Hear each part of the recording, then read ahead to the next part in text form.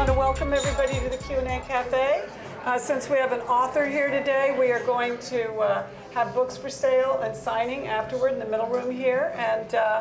And without any further ado, let me welcome the author, Wednesday Martin. Thank you, Carol. Welcome to the Q&A Café, to Georgetown, to the Georgetown Club. I want to thank the Georgetown Club. It is beautiful. Yeah. We were just saying that this is what a club in Georgetown would look like if a Hollywood set designer were doing it. I think so. I think so. And all the people are beautiful. and of course, which all the would people make are people in Hollywood highly cast, yes. right? Yeah. So This is perfect. it was all a plan. But thank you for coming from New York just to do this. That It's means my a pleasure. lot. Well, and you had a quiet morning in Georgetown going to Rose Park. I so- did. It was beautiful. That was a lovely walk. I actually went into Rose Park last night. It's Okay. gorgeous. All right. Well, it's okay then too. It's just that this morning we're having a rare non-steamy day. I mean, you're in the South now. You helped me time it well. And you're from the Midwest, right? I'm from the Midwest, and whenever I come to Washington, I notice the southern things about it, which We don't like to own up to a lot of it, except for the weather. there are things about it that are beautiful. You see southern womanhood happening in Washington in ways that you wouldn't in there you other go. places. Well, that's a whole other book, isn't it? I think it might be. The southern I might ways have of to come Washington back. women. Yes. Well, not exclusively. That's what's interesting about Washington, the mashup of different kinds of femininity. But we can talk about that. we can talk about all that. But where in the Midwest are you from? From Michigan. Michigan. Sort of the industrial Midwest. And you came to New York for your career? I did. Well, I think like a lot of people, sort of like Mary Tyler Moore. I was Throw your hat in yes, the I air. was a girl who wanted to move to the big city from a small place, and I always had that dream. And when I applied to graduate schools, my criteria was really ultimately how close could I be to New York. So, and once I landed near New York, I ended up just spending all my time there and moving there full time And in it my worked out. 20s. Yeah. Yeah. No, you are a certified New Yorker now. I think so. I put in my time. I want to start, because I want to focus so much on the book, I want to get something off the table first, because the book came out and it was sensationally reviewed. It got a lot of press, and it also got some criticism, which I really haven't delved into. And I wanted to ask you if you would just tell us, what was the criticism, what was your reaction to it, and how did you deal with it? Great. Okay, remind me that it's a tri-part question if I start Say to anything. meander. You have Thank a lot you. of time, you can say whatever you want. I think whenever you write about, well, I should back up. I don't know how many mothers there are in the room here. But I used to think that our national sport was football. And then I had a child, and I realized that our national sport was standing in judgment of mothers a lot of times. You go out on the street, and somebody says, put a hat on him, take a hat off him, he's cold.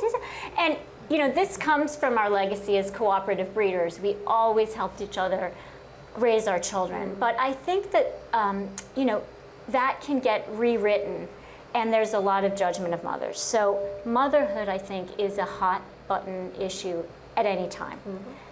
But when you're writing about wealthy mothers or privileged mothers, it pushes every single button. And in New York. And in New York, there's that too.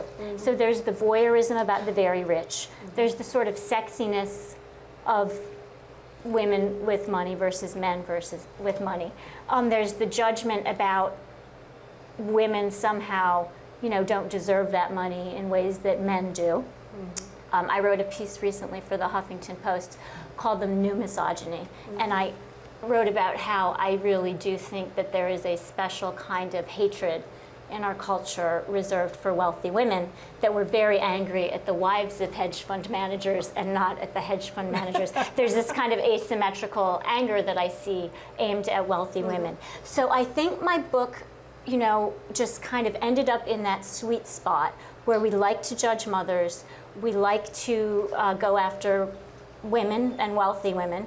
And then I think another part of it was, I think when you're a feminist with a platform writing about hot button issues, people will, try to discredit you, or just, you will get attention, you will get scrutiny, you'll get all kinds of things. And for an author, at the end of the day, you're just grateful for reception and interest. But was there also criticism from the very people you were writing about, did they take issue with it? Well, I was really careful when I asked women to help me write this book, which I couldn't have done without them. I land on the Upper East Side from the West Village.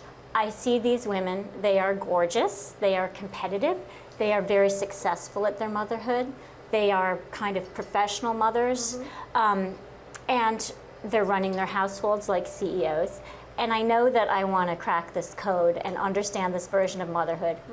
So different from the version of motherhood that I grew up with. Right. And so different from the version of motherhood a few miles away. So I just asked them. I said, I want to write a book about being a mommy on the Upper East Side. Can you tell me about your life and your culture? And the ones who wanted to participate, as you can imagine, those are the women who have perspective, curiosity, and insight. But here, probably this room is an exception, but in general, what I've learned from writing this book is that there are people who have perception and insight and curiosity about the world, their own world.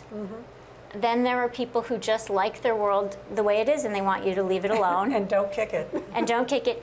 And then there's a third group of people, and they're people who are enraged, really, when you want to analyze their world. They want it to be the world.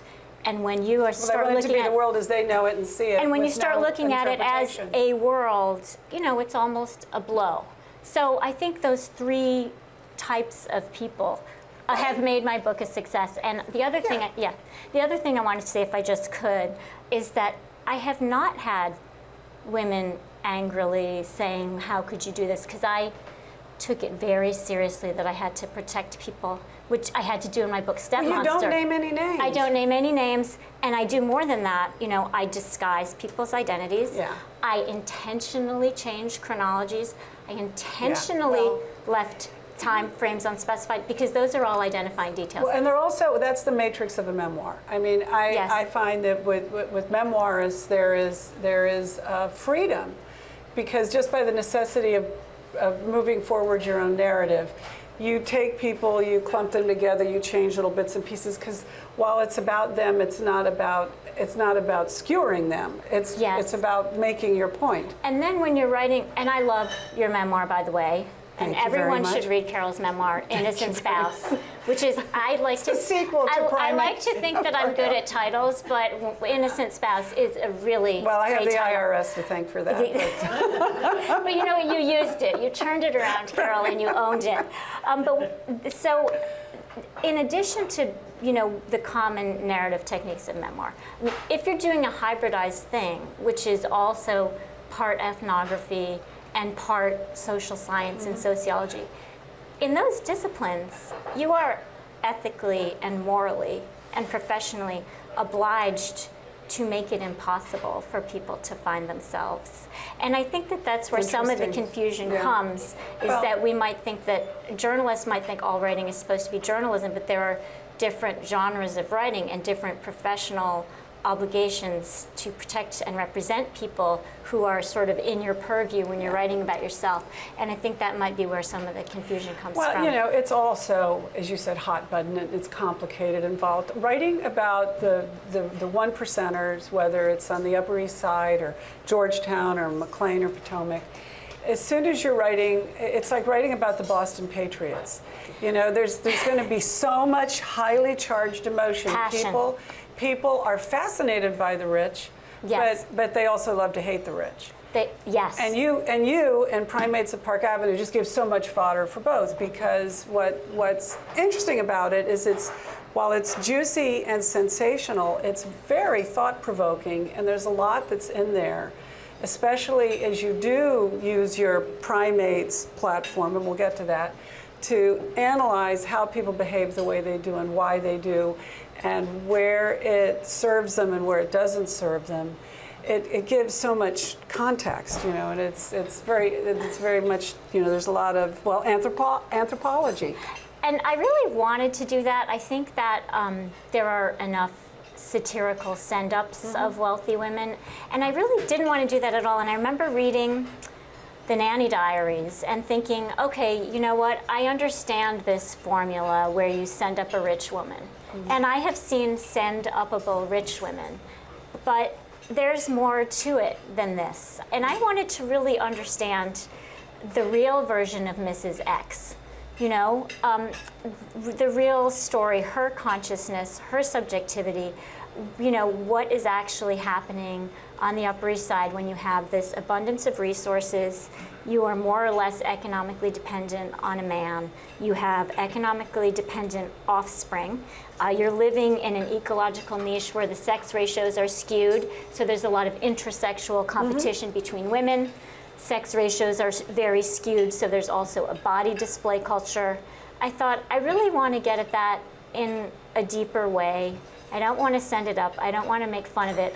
Of course, some of it is funny, and I hope interesting and dishy, but I like to put the social science in because... But very few people, you're writing about something that is happening right now, and we are in a moment of crazy wealth. Crazy wealth. I mean, it may get crazier. I can't imagine that it can, but it is crazy, crazy rich. I remember the boom of the 80s. I remember the boom again in the 90s, but nothing quite compares to the amount of money that we're hearing about people having now. I think you're right. And a lot of it coalesces in the Upper East Side of New York. It does. A lot of it is happening there. It is just, I say that the term you use in anthropology is living in a state of ecological release. And it means that an organism, human beings in this case, are really untethered from the kind of constraints that, you know, really formed who we are. Predation, you know, the search for calories, infant and child death. We're really, in large measure, protected from these things. Now add tremendous wealth, and what happens is, in all kinds of ways, swerving dramatically from our evolutionary script of so many things, including childhood and motherhood. So I just saw the Upper East Side as, yes, it's super wealthy, but to my eyes, really the salient point was what happens to motherhood and childhood in a state of extreme ecological release. And one of the things that happens is the choice dilemma, which Malcolm Gladwell and other people have written about. And one of the things that I saw is that while we've talked really extensively about the choice dilemma and how if you have more than 3 options, you tend to get confused and you know, upset, and more options are not great. One of the things that I noticed is that the choice dilemma is gendered. It's different for women, and I think it's harder for women, and particularly for mothers. Because when you have the choice of the best Norland nanny, and the best private jet, and the safest stroller, and the best, safest car, these are things that can save your life, and you're lucky, and they're privileges. I would never say they're not privileges. But they also contribute to stress and anxiety. And again, I didn't want wanting them. And not knowing which one to choose. And we know that what ameliorates the choice dilemma is if you can say to yourself, yeah, but in the end, this choice doesn't really matter. You can't ameliorate that if you're a mother. You do not have the luxury of then saying, I have the choice of, you know, 7 different car seats, but you know what, it doesn't matter, it's just my kid's safety. So I found these women, you know, far from the way they're portrayed in the Nanny Diaries or, you know, in satires and stand-ups. I just wanted to take some of these stresses and anxieties on their own terms without denigrating. So that's all I hoped to do. Well, and you use certain markers to make your measures, and I think that's what really propels the book along. For example, there's the schools, there's the vacations, there's the clothing, there's the household staffs. But in particular, you use this handbag known as the Hermes Birkin bag as this. Anybody have one here today? Are there any Birkin bags? No. Okay. Probably not going to own up to it, I bet, until they see what you say. But it is to those who may not be familiar, it's a highly prized French luxury good. It's a large leather handbag made by a very famous design house called Hermes that started out doing equestrian wear in France. And it's been around for a while, but it was only in this latest manifestation of wealth that it took on an iconic status that had to do in part with it's ridiculously expensive and you can't get one. It's scarcity, which probably is manufactured scarcity. But yes, and this particular handbag became really like a fetish object in the culture that I studied. And it was getting one was a way for men to show that they had cultural capital and influence They and could wealth. take care of their needy wives. It's a great narcissistic extension if you're a powerful man to be able to get your wife an object that is pricey and scarce and gives her a little bit of a social turbocharge and some status. But I also found that on the streets of the Upper East Side, women were using their handbags as symbols, as markers of their place in the social hierarchy, and sometimes as battering rams. Right, you talk about being charged. Kind of competitive, aggressive interactions that, through the lens of primatology. I'm going to attack you with my bag. Or brush you, or show you that it's better. I'm going to crowd you at the retail rack. I'm going to try to kind of colonize your space on the sidewalk. You know what? Now, you and I, Carol and I, had some interesting conversations by email before this meeting today. And one of the things that we talked about was aggression and competition between women. And I said to you, and I still think it's true, that, it would be great if we had a Sheryl Sandberg of the Sandbox set. Somebody to help women understand aggression, power dynamics between women, competition, which anthropologists call intersexual competition, not just in the workplace, but in day-to-day life. And one of the workplaces where women toil, millions of them, is the work of stay-at-home motherhood or not working for pay. So I don't think we've even begun to scratch the surface of you address something. How those things go and how they affect our lives in motherhood and you addressed something that really took me back, and I'd love for you to talk about it, but I'll just tee it up in that when my son was 1, I put him into a preschool in Georgetown. And I had been working for the last, I was a late mother. At Larry King, not just but a I'd been working for like 20 years, but I'd been always working, and I'd been used to the working world, and I was used to the dynamics and hierarchies of the working world. And I went into this little play group with my son expecting just, everything to be just sweet and bubbly and wonderful. And I suddenly found myself in such an insane power structure of women's and moms and who had what roles. And I came, after a few weeks of it, I came home and said to my husband, I am so not prepared for this. This is so much tougher than the working world. Yes. I knew I have got to master this. I've got to figure out how to fit in. Right. I've got to assert myself. I have to make a contribution. Yes. But please talk about this. Well, because I love this topic. It's dear to my heart as a feminist and as somebody who just grew up fascinated by how my mother mothered us, which was really kind of off the grid for Grand Rapids, Michigan. My mom was, nursing babies in her children in public in Grand Rapids, Michigan, or, in like 1969 or 1970, and into the Women's Political Caucus. And I was raised to think that Gloria Steinem was, and Gloria Steinem and Robert Trivers, the sociobiologist, and Jane Goodall. And so it was a very unconventional way to be raised by an unconventional woman in a very conventional place. But one of the things I think from just my earliest awareness of being a kid among mothers was that there was a dominance hierarchy, and that the world of women, we might idealize it and idolize it and romanticize and sentimentalize the world of women, particularly of mothers of young children, which is who I studied. We might have a strong impulse to sentimentalize that. But when you're in it, that world is ruthlessly competitive and stratified, and there is a lot of competition and aggression and it's about representing your kid and for being one's measured. child. Yes. And on the other hand, there, as I discovered in my personal experience, there are also extraordinary instances of cooperation and support. But I don't think we've really grappled with female aggression in our culture and how it comes into play in motherhood. Because to be a successful mother in our evolutionary prehistory, and Sarah Blaffer Hrdy talks about this a lot, you couldn't be provisioning every single baby.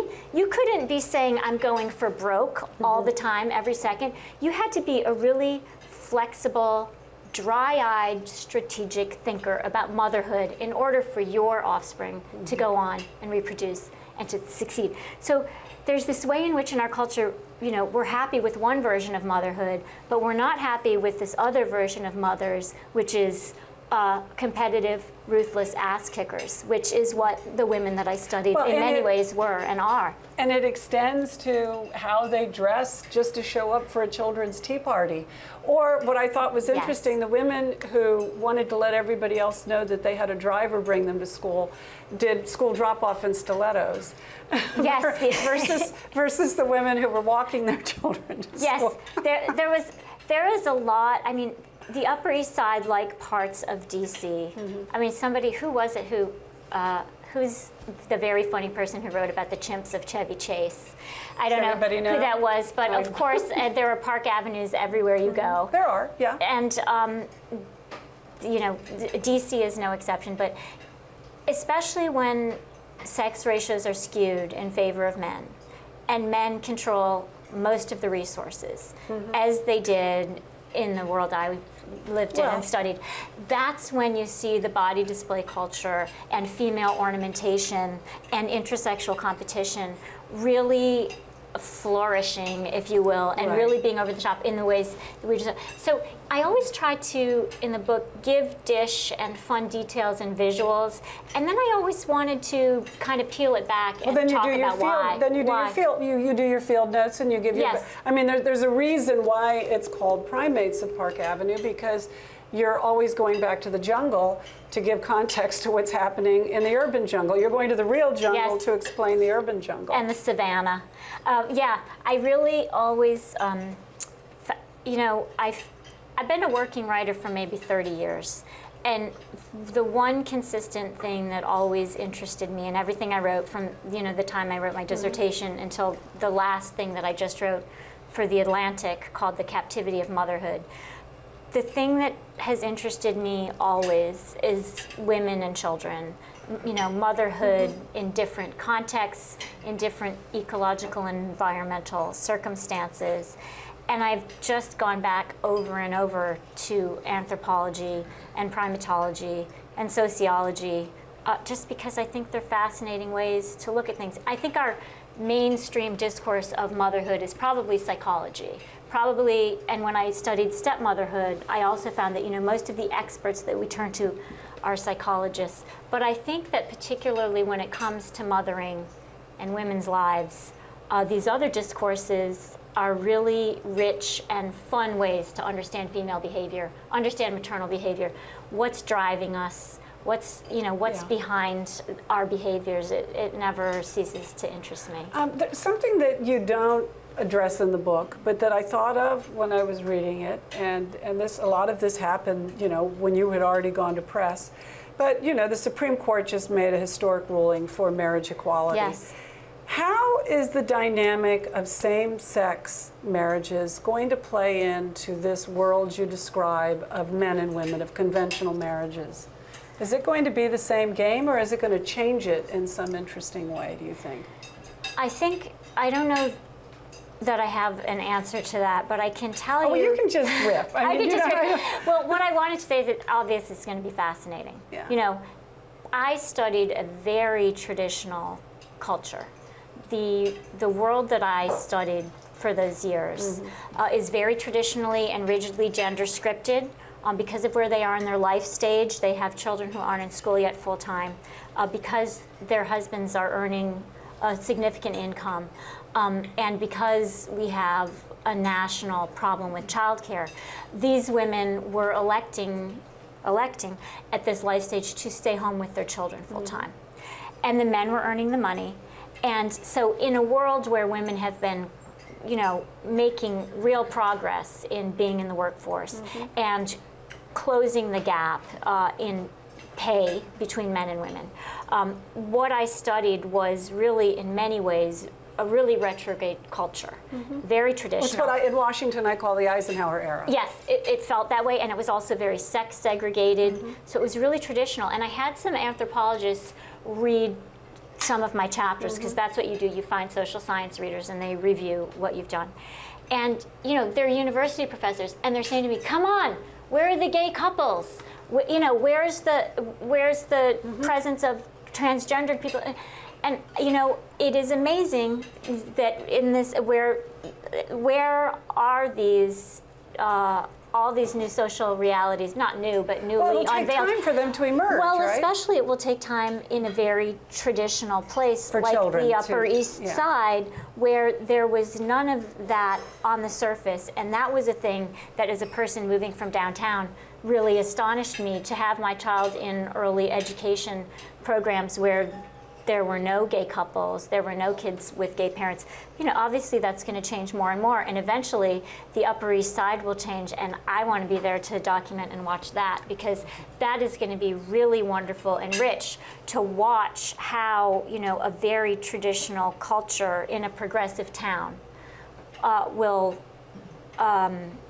cotton to and accept and work in these bigger cultural shifts. It's going to be fascinating. Well, thank you. I didn't mean to just throw you. That's okay. I know, but I mean, really, because it does. I keep thinking, well, now what if this was a gay couple in this situation? Yes, you know? you wonder that, and it just came Because back to me. the wanting of possessions, the competition, it's all going to change. And I may not so. have many friends, gay couples who practice intensive parenthood and as much as the mothers did, and who are just as stressed. They're just as stressed about their children, you know. Parents in a state of ecological release are parents in a state of ecological release, no matter what their sexual orientation or if they're transgendered. I think those pressures of parenthood are unique and universal when you put money into the mix. Well, you use another expression I like a lot: wealth perfection. Wealth. You know, it was just I don't know if you meant it or it just came out in passing. But it really did, I think, sort of crystallize the idea of it's not enough to be wealthy. You have to be wealthy in a perfect way. Yes, I talk a lot about, I talked a little bit about how one of the things that interests me about DC is this mashup of different versions of femininity. And we're not allowed to show our wealth here either, you know. That's right. There's something understated about it. And, there are pockets in New York City where wealth is very understated. But I think that Here it just gets you in trouble. Here it gets you in trouble. You could get indicted. Watch out. Also, you guys sort of eroticize political power, and we eroticize That's our Birkin bag. money. Yes. Influence is your Birkin bag here. And in New York, I think, although this is a generalization, I think we fetishize money in ways that in DC people might fetishize political influence and power. Wait, what was your question? I'm really sorry. I have children, and I'm half a brain for the last 14 years. But go on with this, because I think this is an interesting. I think this, it brings our little town into it, because the competition Wealth is still perfection. the same. Wealth perfection. Yes. Okay. So what I noticed when I landed on the Upper East Side that was so different from downtown was an ethos of, I call it, tense perfectionism. I remember going to just spontaneously, very infrequently do things happen spontaneously in the culture that I studied. Life is very planned. So one day, very spontaneously, this woman said, let's have a play date after the kids' play group was over. And she said, let me just go ahead of you. She's a lovely woman, still a friend. And she went ahead of us. She said, just give me 15 minutes. And I came to her apartment, 20 minutes later, and she was like, her apartment looked like it had been styled for a photo shoot. It looked like she, like I was the editor of a design magazine, and it just looked great. And I said, "Wow, you're happy." And meanwhile, this woman had 2 or 3 children under the age of 5, and I said, your apartment looks amazing. And she said, oh, it's a total mess. Now, there was Right. no mess anywhere, but she felt that it was a mess and it wasn't good enough. And I said, who did this? Who made it this neat? And she said, oh, I did. And I said, for me? Coming here with my 4-year-old, that to me is an anecdote that says a lot, because it wasn't the only time it happened. And it sort of shows the pressure. I talk a lot about how, and Washington is the same way, I think. the people I studied on the Upper East Side really live in an honor-shame culture. You know, it's not that you're afraid of going to hell. It's that you're afraid of losing face. You're afraid of not looking good in front of other people. And maybe you're afraid that your husband might be under investigation by the SEC or that your friend's husband is. But, you know, the thing And that... can you still have them come to dinner on Friday The thing night? that keeps you in line is not the fear of going to hell. In an honor-shame culture, the thing that keeps you in line is the fear of losing face. So that tense perfectionism of motherhood had to do with this larger fear of shame. Now, add into the mix of an honor-shame culture the way you would lose face if you're a bad mother. And I think you see, if you don't get your kid into the best school, if you don't subject yourself to the script of mommy-nomics and volunteer for everything so that your child's Get on the right prospects committee and the right event. if you're not Be involved in the school if you're not auction. involved in the right charities, if you're not improving the cultural capital of the couple, which is the job of women in the culture I studied, and sometimes the job of women in Washington, although you guys have made inroads here in ways that the culture I studied, inroads have not been made. But in all these ways, I think what interested me the most was seeing how, again, when there are seemingly infinite resources and you throw womanhood and motherhood into the mix, seeing what happens. And that tense perfectionism is very specific to privileged cultures. And some people might want to just make fun of it, and there are things about it that are funny, but I wanted to understand it on its own terms. You talk about an alpha male who, by befriending you at a cocktail party, gave you a certain advanced entree into the people you were trying to meet with school. And I was thinking about that in Washington. I think in some respect in Washington that is proximity to the president. And since The we have ultimate alpha male, yes. and since we have a president and first lady with school-age children who are in a school, Yes. that, you know, what happens in Washington is that your child is in the same school with the president's children, Yes. and your child has play dates with the president's children, and that lifts you up to a status That's that right. is impossible to achieve Yes, you can. any other way. And it's usually the work of women to raise their status on the dominance hierarchy like that by improving their children's play dates. And it sounds laughable, but it's not. It's our evolutionary heritage. Women have always advocated for themselves by advocating for their children, that they survive, that they thrive, that they go on to be successful, which means something very different now. But that is something fascinating about Washington and New York both. A friend was recently talking to me about, well, first of all, school admissions here are a way to not only improve your cultural capital, but demonstrate that you have it by where your child goes to school. Very much the same And we thing have in a New York. small pool of schools. Yes, a small pool of schools, similar to New York. My husband private likes, schools, I should say. My husband likes to joke that he has had a career in New York for, 30, 40, 50, I mean, over 35 years, and that getting his children into kindergarten, he had to play more favors than he's ever had to play in his professional life in New York City. It is very high stakes. Now, what happens once you end up in these schools in DC and on the Upper East Side is this strange, as you said, proximity to power. super wealth and power. You might be middle class, you might be merely wealthy, and you are, walking by David Rubenstein on the street. Your kid could have a play date with the child of a celebrity or the president or a mogul. And there are children in the schools who are there on financial aid, thank goodness. And so there is this hybridity in these school systems at the same time that the culture is very rigidly hierarchical and stratified. The schools are a place where there is this mix-up, and it can be unsettling for people and confusing. And yes, what happened to me with that alpha male, who is not a person anybody could identify as one person, and it's a situation many women have found We can call themselves him in. President Obama. We can call him Obama. Was that in that particular context, proximity to power was everything. In a nursery school, proximity to power was everything. What does that say? It says a lot. And right. And so you use the word stress, and that makes me think of a particular chapter in the book that begins, I think I get it right, it's either Xanax and Bloody Marys or Bloody Marys and Xanax. Yes, a Xanax and a Bloody Mary. Because there is the whole other, I mean, there's the luxurious lifestyle, there's the clothing, there's the right schools, there's the right committees, there's the right galas, there's the holidays in Palm Beach and the holidays in Aspen and the jets and the cars. But there's this undertone of unhappiness and stress and anxiety that really is what brings the whole thing. There is, and I think, were you ready for me? No, I'm ready for you. I think that, you know, just getting a little bit more at the tense perfectionism, there are a couple things going on there. One is the sociologist Sharon Hayes, the feminist sociologist Sharon Hayes, coined this term a while ago called intensive motherhood. Today we call it helicopter parenting, which I find quite judgmental and really almost misogynist in its dismissiveness.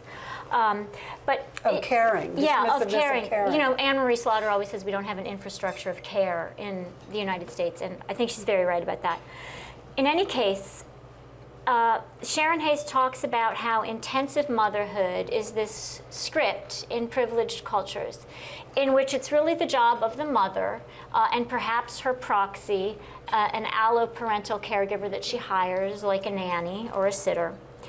It is basically her job, because I studied a very rigidly gendered culture. It's still mostly women doing the heavy lifting. It is her job not only to do mostly the heavy lifting of motherhood like our mothers did, but now mothers within this script of intensive motherhood have basically become childhood enhancers. They have become occupational therapists, homework tutors, Lego builders. They have become educational advocates, and that is very different from how my mother and perhaps your mother did motherhood, which was you could open the back door and you could say, see you in a few hours. And I remember reading... God forbid, you can't do that. I remember reading Benjamin Spock to research this, and somewhere in his Baby and Child Care, which was the Bible for a certain generation of women, he says, and be sure that you leave your child alone while you, for a portion of time every day, while you play bridge, watch a soap opera, or he might even have said have a highball, but relax. The implication was that a good mother leaves her kid alone sometimes because kids need that. And now we do not let women do that. You could be a free range. You could have free range children. Lenore Skanowski is very clever that she came up with that, and it's very needed. Now, can we take out the piece where we judge women for doing the other thing? Yeah. It's like you are supposed to go to. My mother used to say, "Do your math homework." Okay. Now I get an email about how I should go to the open house. So at the school, they're having a math open house so that I can learn to do math the way my children do math, so that I can help them better, because not only am I their homework tutor, I'm in some kind of mind meld with them. By the way, no. First of all, no. I'm not good at math. And second of all, how did we come to the point in our culture where women are so comprehensively obliged to do this job that at the same time we denigrate? We have never gotten over our denigration of women's work like motherhood and charity work. We've never really stopped devaluing it. So I see these women, like Sharon Hayes does, as kind of caught in a cultural contradiction. They're supposed to adhere to the script of intensive motherhood. If they don't, they're bad mothers. If they do, they're helicopter parents and they're damaging their children. So that is one of the things that leads to tense perfectionism. And the other thing, if you don't mind me going on a little longer, the other thing that I saw leading to this tense perfectionism and stress and anxiety was economic dependency. We are the only primates who practice really intensive food sharing and resource sharing. And we are the only species in which, in heterosexual dyads, women will be females will be utterly dependent on males. That is unprecedented in the world of primates. Female chimps are getting food and for their young and themselves. Effie women in the Congo are doing net hunting, sometimes while they're pregnant, while they have young babies. It is the form of economic dependency that we have in the Western industrialized world is really unique, and it was really pronounced among these women that I studied. And that leads to stress. You point out that the primates in the jungle don't suffer anxiety the way humans do. That humans are the only species that suffer anxiety the way that we do, because in the jungle, your body either saves you or you get eaten. The anxiety, ideally, anxiety evolved, and I'm just paraphrasing Robert Sapolsky here. Somebody can, make sure that I'm right. I'm not fact-checking myself right now, but Robert Sapolsky does talk about how, stress and anxiety evolved as a quick response. You're getting chased by the lion, and you have this surge of cortisol and other hormones that help you get through that, and then you're either saved or you're dead. What you're not doing is worrying endlessly and ruminating, and of course that takes all kinds of tolls on our bodies. One interesting thing is that Sapolsky and some other primatologists have studied stress response in primates that live in rigid dominance hierarchies, like olive baboons in the Masai Maya Reserve. That's what Sapolsky studies, and he darted and drew blood from a lot of these baboons, and he found that if you were lower on the dominance hierarchy, if you didn't have a lot of friends, baboons have friends, you had elevated cortisol levels and your life was miserable. And I believe that a more recent study found that alphas sometimes have high cortisol levels because they're constantly, trying to push back those coup attempts. So maybe we should feel even more sorry for Barack Obama. I don't want anybody to not sip their wine, but one of the things you talk about, though, is that the enormous amount of, or the enormous attraction of pills and alcohol in a world where you're not really sure you're absolutely in charge of everything. Yes. And that there's quite a lot of mothers who privately or publicly self-medicate. Have as a problem, a real problem. Self-medicate for stress. I mean, one of the things I noticed right away was, and I think you really noticed it in London, but there's a different vibe about alcohol consumption in London. But I did notice, when I moved to the Upper East Side, there would always be somebody at the mom's night out who had a fourth glass of wine, always. And it was, apart from everything else, I saw it as tribal. And I did see it as self-medication. And, again, I'm just not satisfied to just make fun of the stresses of economic dependency, the stresses of intensive motherhood, the stress, and I think that those... You're observing, you're not passing judgment. I'm trying not to. I'm trying to see how the pieces lock together.